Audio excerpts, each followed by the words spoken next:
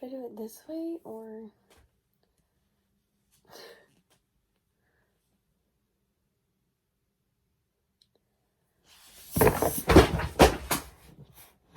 That always happens. Hello, how's it going? I'm back with another video. This video I'm going to do my October TBR.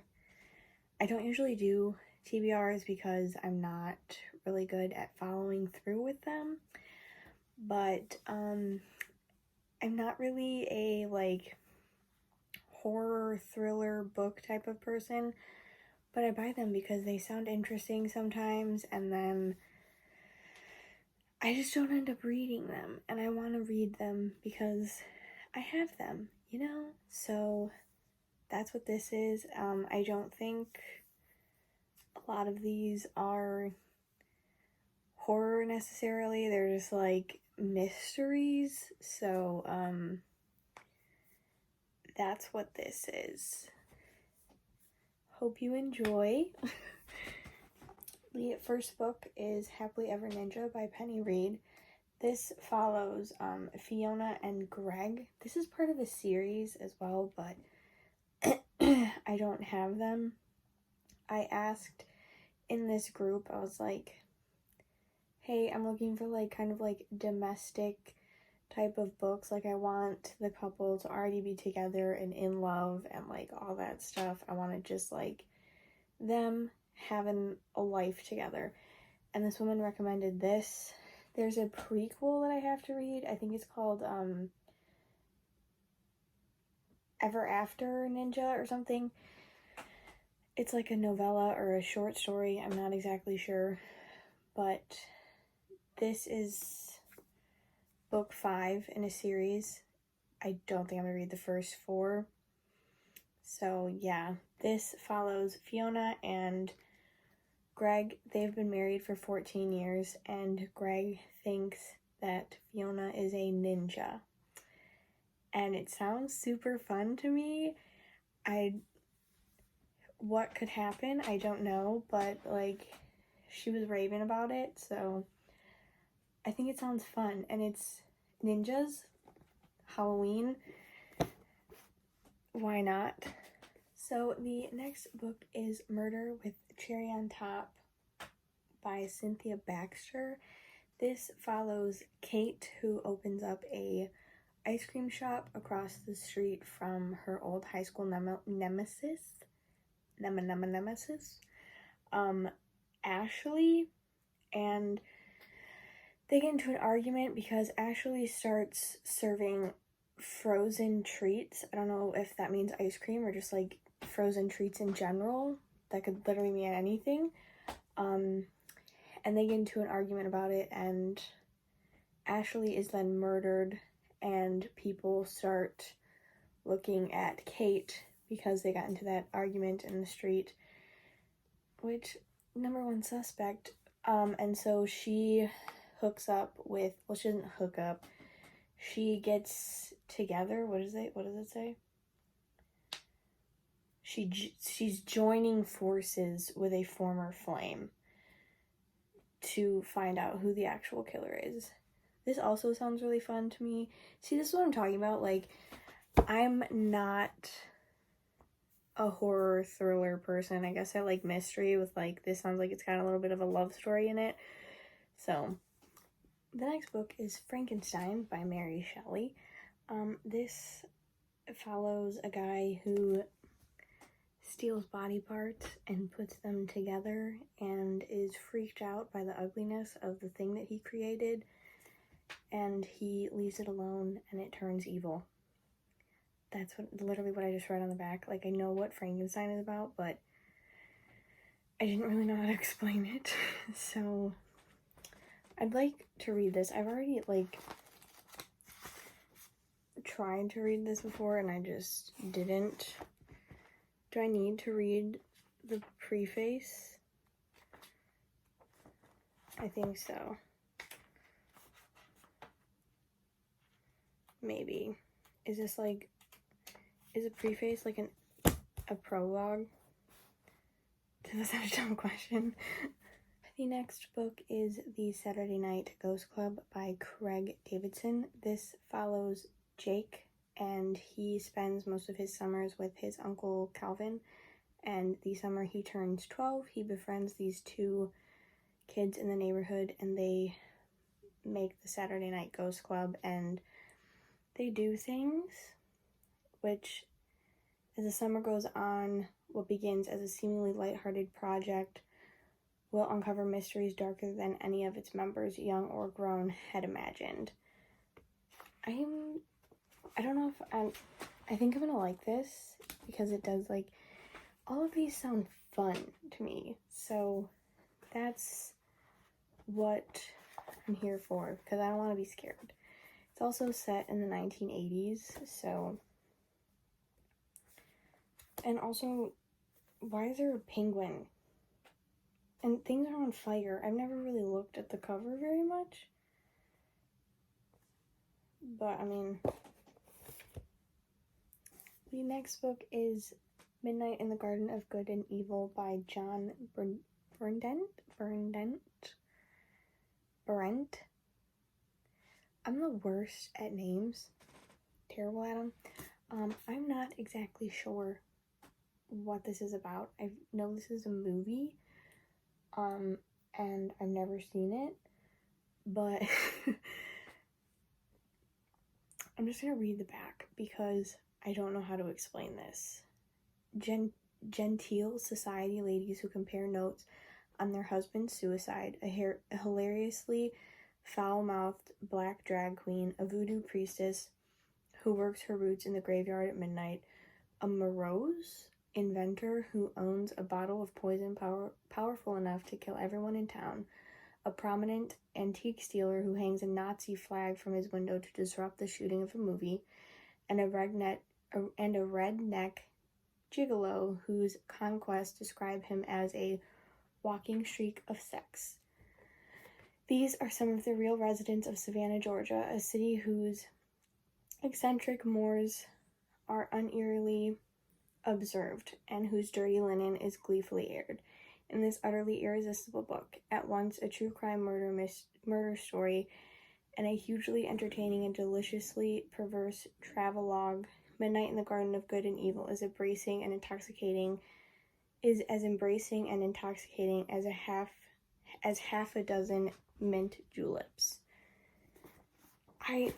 Okay, so I watched the trailer for the movie, I think last year, and it basically seemed like someone, like, a journalist or something came to the town to interview all of these people, but I'm not sure. So, I don't know how I'm gonna feel about that one, but it sounds fun. The next book is The Mothers by Britt Bennett. I got this because I joined a book club, Molly's Book Club on Instagram, and this is the book for October. I'm gonna start reading this. I don't know if I'm gonna read it first or second or what, but I'm not good at, like, reading things separately. I can't read more than one book at once. My brain just doesn't work that way, so I'll probably be reading this first. But this follows Nadia Turner, and she's 17 and her mother has just passed away. So she gets together with the local pastor's 21-year-old son Luke, and a secret happens and she covers it up. I'm assuming she gets pregnant, and she doesn't tell anyone, including her Aubrey, her best friend. Including Aubrey. Okay, so she doesn't tell anyone. And then they grow up and they're questioning their decisions as young adults. I voted for this book when we were deciding. This sounded super interesting to me. I love a good pregnancy. And I don't, like, it's one of those things where you don't really know where it's gonna go, to me anyway. So I'm excited for that one. I don't know what I should read first. I should probably get that done quick though, because it's for a book club. Okay, so the next one is My Lady's Choosing by Kitty Curran and Larissa Zajaris. I'm so excited for this one. This one is like choose your own path, and basically you start reading and you get to choose where the story goes. So let me find one. Like, okay, so like certain things you could get to the end at page 183. Do you go for it with Kamal and his adorable bookishness? If so, turn to page 95. Or do you turn him down gently because bookish fellows, however adorable, are not for you? If so, turn to page 13. This, I don't know if I'm going to like it. And I'm really excited to read it and to pick it up, but also I will be that person that reads and I'll pick everything. Like, I'll reread this and pick something else so I can get the whole thing. I can read all of it, and I don't know if that's a good or bad thing. Comment down below if you did that. If you've read that already and stuff. I don't think this is very Halloween-y. I don't know why I assumed it was a mystery, but I don't think it is. Midnight at the Blackbird Cafe by Heather Weber. So this follows Anna Kate, and her grandmother has just died, and her grandmother owned the Blackbird Cafe, and she is just supposed to go to close down the cafe, but she ends up staying, I'm assuming, and she starts to fall in love with the town, and she's learning things about her past that her mom has hidden. And the Blackbird Pie, everybody can't stop talking about. And where's her dad? Oh, okay. I just read this. I don't know why. Like, so she's going to get to know her father's side of the family. But is her dad alive? Where's her daddy-o? The next book is The Luckiest Girl Alive by Jessica Knoll. I picked this up actually a couple of years ago, and it's just been sitting, collecting dust. And I think this is actually a mystery or a thriller or something. And Reese Witherspoon is turning it into a movie. And this follows Annie Finelli, and something happened at her high school that she wants to reinvent herself as she grows up. So she's engaged to a blue blood, and she has a glamorous job and a new expensive wardrobe, and she's pretty close to perfect, but she still has a secret, and I'm assuming she doesn't want it revealed. And the last sentence is, the question remains, will breaking her silence destroy all that she has worked for, or will it, at long last, set Annie free? I love dramatic. Like, the more the drama, the better. But, like, healthy drama. That's kind of a lie, but the next book is Sublime by Christina Lauren. So this girl, Lucy, walks out of the woods in a frozen forest wearing only a silk dress and sandals. And there's this guy, Colin, and he captivates half the girls at St.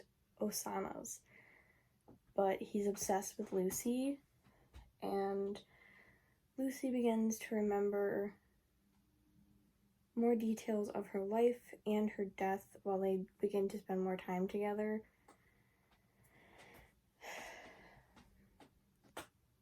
I'm not exactly sure, is she dead? and they like can't be together because she's a ghost and he's like a human. I'm not exactly positive what this is. I mean, I don't know. I guess like sometimes it's nice when there isn't this super long synopsis on the back of a book, and then other times it's kind of like, please give me more so I understand. And this is one of those things where it's kind of like I'm not understanding, but I guess that gives it the mystery that we're looking for. I have no idea. I don't know. Next is Mimi Gets a Clue by Jennifer J. Cho. This follows Mimi Lee, and she is a pet groomer, and her cat talks, apparently. And she finds out that this guy, Russ, who owns a pet grooming shop as well, or a breeder. He's a breeder, sorry. She owns a pet grooming shop. He's a breeder. He's mistreating his chihuahuas, and she yells at him for it, and he ends up dead. And she has to find out who actually killed him with the help of her cat and her dreamy lawyer neighbor, Josh. Talking cats, fine. We'll work with it. She also wants to clear her name because she wants to be able to take in the chihuahuas, which I'm all for. Save the chihuahuas. I don't understand why the cat talks, though. I don't get it. But I guess I don't have to. The next book is Wilder Girls by Rory Power. And this is about kind of like a sickness comes, teachers die, and then the sickness, the tox, infects students and turns their bodies strange and foreign. So they leave to go to the woods, or not the woods. Okay, so they live on an island kind of in a fence, and the woods surrounds them, and that's kind of where the sickness, the tox, is. But Byatt goes missing, so Hetty goes to find her. And when she does, Hetty learns that there's more to their story, to their life at Raxter, than she could have ever thought true. So I'm assuming it's just like a girls' school. They're stuck on this island trying not to die. I think, are we gonna get like Lord of the Flies vibes? Which I loved that book. It was one of like the few books that I read in high school that I loved. It was so good. The next book is, I think, the one that I'm most excited for, The 7.5 Deaths of Evelyn Hardcastle by Stuart Turton. This follows Aidan Bishop, and Aidan Bishop wakes up in this hotel, and every day he wakes up in a new body, and every day he doesn't find out who kills Evelyn Hardcastle. Like, he has to figure out who kills her, and every day she'll die. And I'm assuming the bodies that he goes in, like, they can tell him things about who the killer is. So I'm really excited about this one. I think kind of like Clue vibes, but also, I don't know, what is that movie called? Groundhog Day. That's what it's called. So Clue / Groundhog Day. It sounds super fun. I don't know what I'm gonna read first. I haven't decided yet. It's October 1st. It's October 2nd. It's 12:17. I can't not film these at night. So I don't know what I'm gonna read first. I kind of want to read all of them, but I also don't know like which one sounds more exciting. So I might start with The 7.5 Deaths of Evelyn Hardcastle. But that's my TBR. I hope I follow through with it. I'm the worst at TBRs. I don't know if I said this, but I am. And it's officially like cold in Michigan. It was like 3 days ago, I think. Oh, excuse me. 3 days ago it was like 75 and sunny, and now it's 55 and rainy. It was pretty earlier on today, and then it rained, and so we're officially in sweater weather, which I love. I love fall, I love winter, and I'm just keep talking. So that's it. Thank you for watching. I hope you enjoyed. My social medias will be linked down below. Follow them, talk to me in the comments. Yeah, like, subscribe, all that jazz. Make sure you're registered to vote. Make sure you vote, because that's really important. Thanks for watching. Bye.